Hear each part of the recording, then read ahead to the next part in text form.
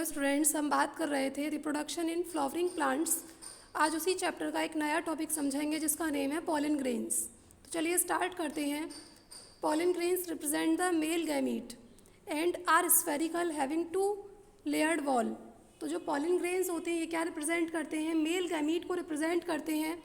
Spherical होते हैं और इसके अंदर क्या रहती हैं? दो वॉल लेयर यहाँ पर रहती हैं।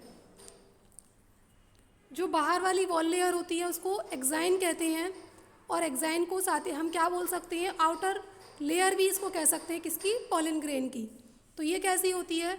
Hard layer made of sporopollenin which is extremely resistant and can withstand high temperatures, acidic and alkaline conditions and enzymes.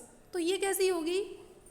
ये बहुत ज़्यादा हार्ड होती है। जो आउटर लेयर होगी इसकी बहुत ज़्यादा हार्ड होती है और किसकी बनी हुई रहती है? स्पोरोपोलेनिन की। ये आउटर लेयर स्पोरोपोलेनिन की बनी हुई होगी और ये कैसी जगह पर? ये हाई टेम्परेचर में, एसिडिक कंडीशन में, एल्कलाइन कंडीशन में और एंजाइम्स में भी, कितने भी टाइप के कैसे भी एंजाइम्स हो उनमें भी ये रह सकती है। मतलब उनका भी इसके ऊपर कोई इफ़ेक्ट नहीं पड़ता है।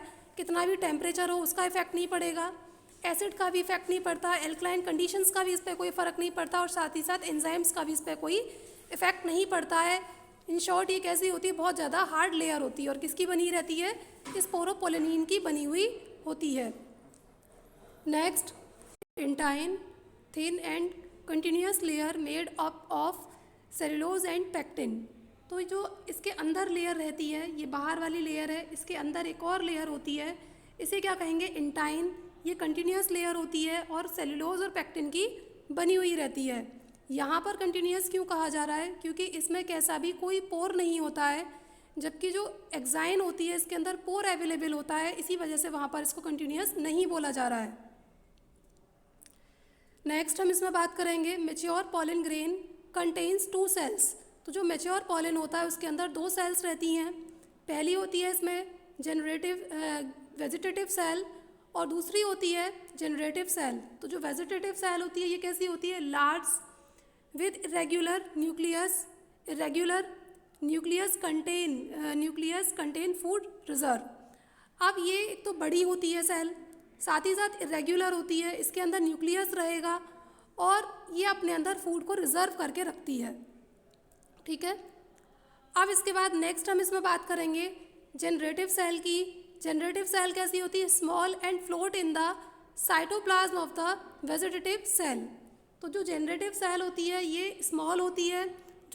ये जो वेजिटेटिव सेल होती है इसके साइटोप्लाज्म में ये फ्लोट करती रहती है। ठीक है, इसका डायग्राम दिखा देते हैं आपको। ये ऐसी, ये है इसकी बाहर वाली लेयर जिसे हम कह रहे हैं एक्साइन, ये है इंटाइन। और अभी जब तक ये पूरी तरह से जब ये मैच्योर नहीं होता है पॉलन ग्रेन, तब ये ऐसा दिखाई देता है। बट जैसे ये मैच्योर हो जाता है तो इसकी कंडीशन कुछ ऐसी होती है, इसे कहेंगे बाहर वाली लेयर को एक्साइन है, ये इंटाइन है। इसके अंदर क्या बन गए? ये न्यूक्लियस अभी ये मैच्योर हो रही है। इसके बाद इसमें इस तरह से 2 स्टेजेस दिखाई देती हैं, 2 सेल इसके अंदर दिखाई देंगी। इसको कहेंगे वेजिटेटिव सेल और इसको कहते हैं जनरेटिव सेल। तो जो वेजिटेटिव सेल होती है ये बड़ी होती है और इसके अंदर न्यूक्लियस रहता है, जबकि जो जनरेटिव सेल जो होती है ये छोटी होती है और ये जो वेजिटेटिव सेल है इसके साइटोप्लाज्म में ये फ्लोट करती रहती है।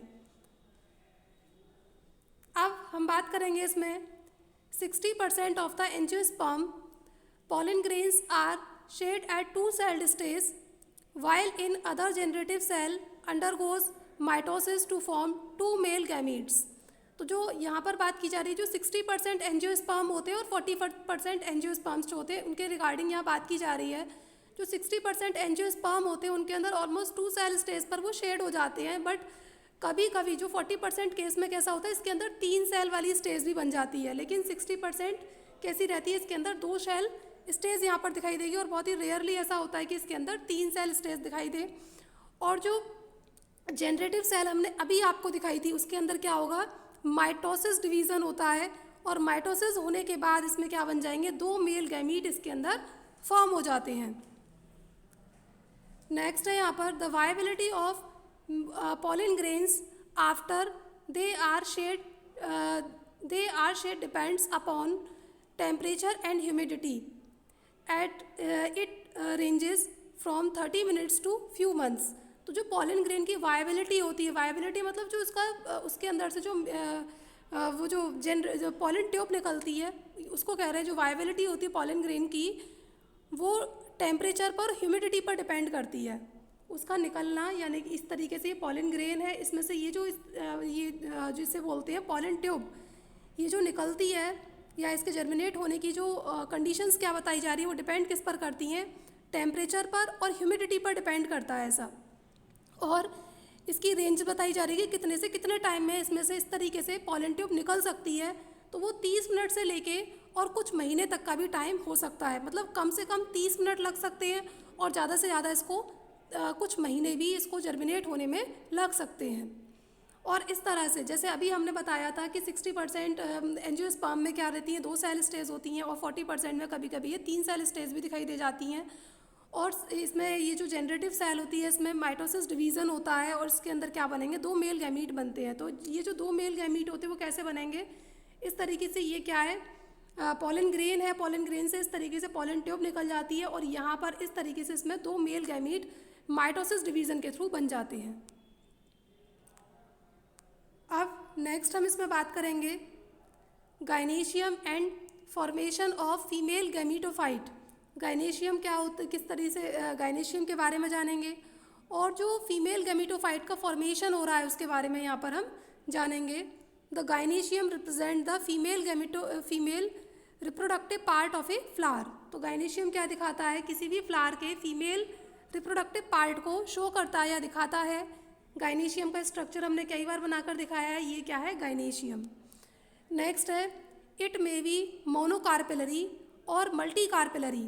तो ये मोनोकार्पेलरी भी हो सकता है और मल्टी कार्पेलरी भी हो सकता है। In multi carpellary the pistil may be fused in one or free. तो जब मल्टी कार्पेलरी होगा तो जो पिस्टिल है वो फ्यूज भी हो सकती है और फ्री भी रह सकती है। अब देखो ये जो है ये पूरा का पूरा ये पार्ट क्या है, गायनेशियम है, ठीक है, ये पूरा पार्ट गायनेशियम है। अब अगर और इसी गायनेशियम को हम और किस नाम से जानते हैं, इसी को बच्चों पिस्टिल भी कहते हैं हम, है ना, पिस्टिल कहेंगे। और पिस्टिल के साथ साथ इसको क्या बोला जाता है, कार्पल भी कहा जाता है। पिस्टिल का इसी को कहते हैं, कार्पल भी इसी को कहेंगे, इसी वाले पार्ट को जो हमने जस्ट अभी बनाया है ये वाला। कार्पल, पिस्टिल और गायनेशियम ये तीनों नाम इसी के हैं।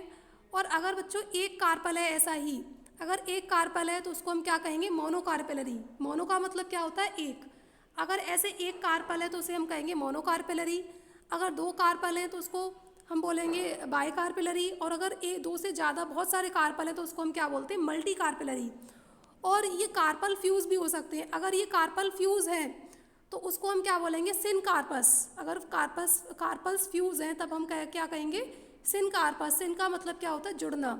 और अगर ये कार्पल फ्री है, मतलब कार्पल तो मल्टी कार्पेलरी है लेकिन अगर ये फ्री है तब उसको हम क्या बोलेंगे, एपोकार्पस। एपो का मतलब क्या होता है, फ्री।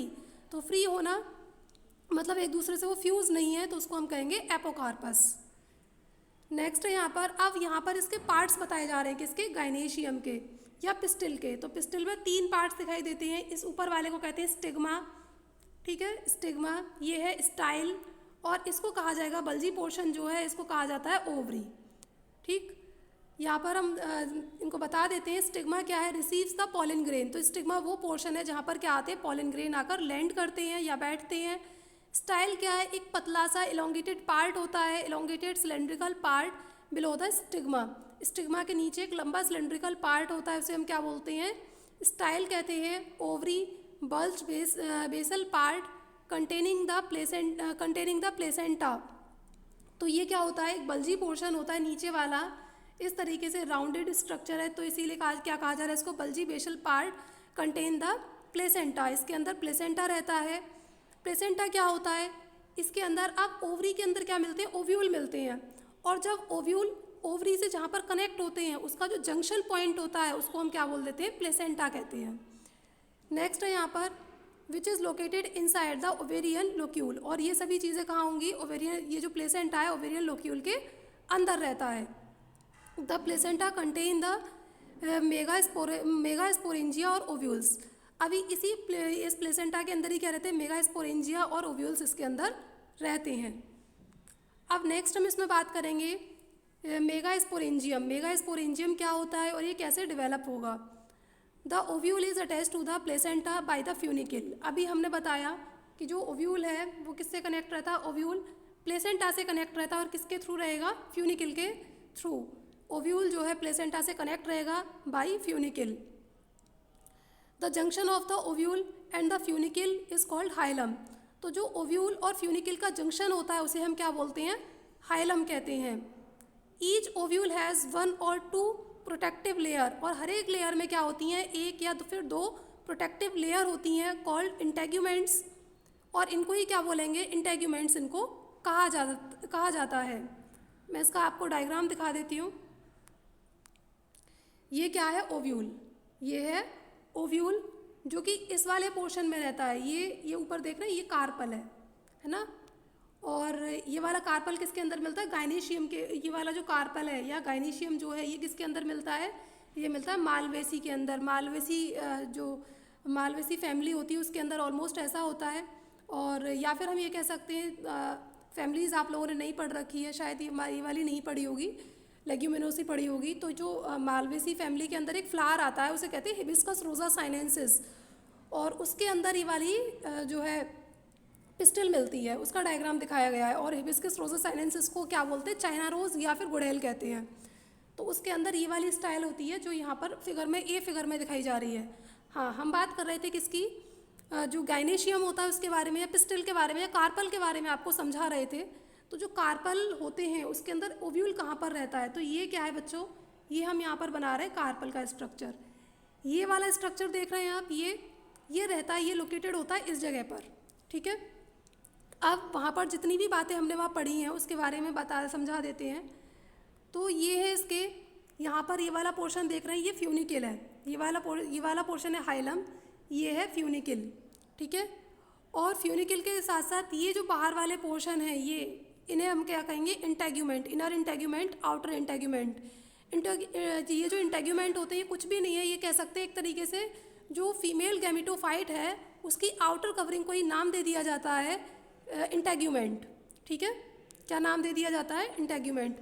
अभी हमने यहाँ पर क्या रीड किया था, यहाँ हमने बताया था the ovule is attached to the placenta by the funicle. तो जो ओव्यूल जो है प्लेसेंटा के थ्रू, जो ओव्यूल है प्लेसेंटा से जुड़ा रहता है किसके थ्रू, फ्यूनिकल के थ्रू। और फ्यूनिकल कहाँ पर है, फ्यूनिकल दे रखा है इस जगह पर, ठीक है, फ्यूनिकल है यहाँ पर। फिर इसके बाद हमने हाइलम के बारे में पढ़ा था। जो हाइलम है ये क्या है, the junction of the ovule and the funicle, जहाँ पर ओव्यूल और फ्यूनिकल जुड़े हुए रहते हैं, जहाँ पर ओव्यूल और फ्यूनिकल जुड़े रहते हैं। ये क्या है, ओव्यूल, और ये क्या है, फ्यूनिकल। जिस जगह पर ये कनेक्ट रहेंगे उसी पोर्शन को हम क्या बोल देते हैं, हाइलम कह देते हैं, ठीक है, हाइलम। और अभी हमने बता दिया कि इंटेग्यूमेंट क्या होती है, इसकी प्रोटेक्टिव लेयर होती है किसकी, जो फीमेल गैमेटोफाइट है उस फीमेल गैमेटोफाइट की प्रोटेक्टिव कवरिंग को ही क्या बोलते हैं, इंटेग्यूमेंट कहते हैं, ठीक है। अब नेक्स्ट इसमें हम जानेंगे, अब इसके बाद जो है, जो पूरा का पूरा ये इसका जो स्मॉल ओपनिंग इसके अंदर रहती है और उसको हम क्या कहेंगे, माइक्रोपाइल कहेंगे। इसके अंदर एक छोटी सी स्मॉल ओपनिंग रहती है। हमने बताया कि पूरा का पूरा जो ओव्यूल है इंटेग्यूमेंट से कवर रहता है, और उसके पास एक छोटी सी ओपनिंग रहती है, और उस ओपनिंग को क्या कहेंगे, माइक्रोपाइल कहते हैं। ये पूरा ओव्यूल किससे कवर्ड है, ये कवर्ड है इंटेग्यूमेंट से, और इसमें एक छोटा सा एक पोर्शन छोड़ दिया जाता है, यहाँ पर रहता है, और ये जो खुला हुआ पोर्शन है इसको क्या बोलेंगे, माइक्रोपाइल कहेंगे। इसी माइक्रोपाइल के थ्रू जो पॉलन ट्यूब आ रही होती है वो यहाँ से एंटर करती है, और पॉलन ट्यूब अपने साथ क्या लेकर आती है, 2 मेल गैमीट को लेकर आती है, ठीक है। अब नेक्स्ट हम यहाँ पर बात करेंगे the chalaza lying on the opposite side of the micropyle and represent the basal part of the ovule. तो जो चैलेजा होता है वो कहाँ पर होता है, अपोजिट साइड पर होगा, और किसके अपोजिट साइड पर, माइक्रोपाइल के अपोजिट साइड पर रहता है एक चैलेजल पार्ट रहता है। और ये जो चैलेजल पार्ट होता है ये जो है and represent the basal part of the ovule, और ये ओव्यूल के बेसल पार्ट को रिप्रेजेंट करता है, ये देखिए ये क्या है, यहाँ पर ये देख रहे हैं आप चेलेजा, और ये क्या है इसमें माइक्रोपाइल। तो एक तो माइक्रोपाइल जो है, माइक्रोपाइल के जस्ट अपोजिट क्या होता है, चेलेजा होता है। और चेलेजा क्या दिखाता है, ओव्यूल के बेसल पोर्शन को दिखाता है। Next, nucellus is present within the integuments and contain reserve food. Reserve food, the embryo sac और female gametophyte is located within the nucellus. तो जो न्यूसीलस होता है वो कहाँ पर रहेगा, इंटेग्यूमेंट के अंदर रहता है। ये जो है ये इंटेग्यूमेंट है, इसमें इस तरीके से ऐसे करके छोटी छोटी सी सेल्स होती है, उसे हम क्या बोल देते हैं, न्यूसीलस कहते हैं। न्यूसीलस इंटेग्यूमेंट के अंदर कवर रहेगा। और क्या करता है ये फूड को, जो रिजर्व फूड होता है वो यहाँ पर रहेगा। जो भी फूड, जैसे कोई हार्श ऐसी कंडीशन आती है तो वहाँ पर ये अपने लिए फूड को रिजर्व करके रखता है। ठीक है, इंटेग्यूमेंट के अंदर न्यूसीलस रहेगा और न्यूसीलस के अंदर ही रिजर्व फूड रहता है। और द एम्ब्रियो और the female gametophyte is located within the न्यूसीलस।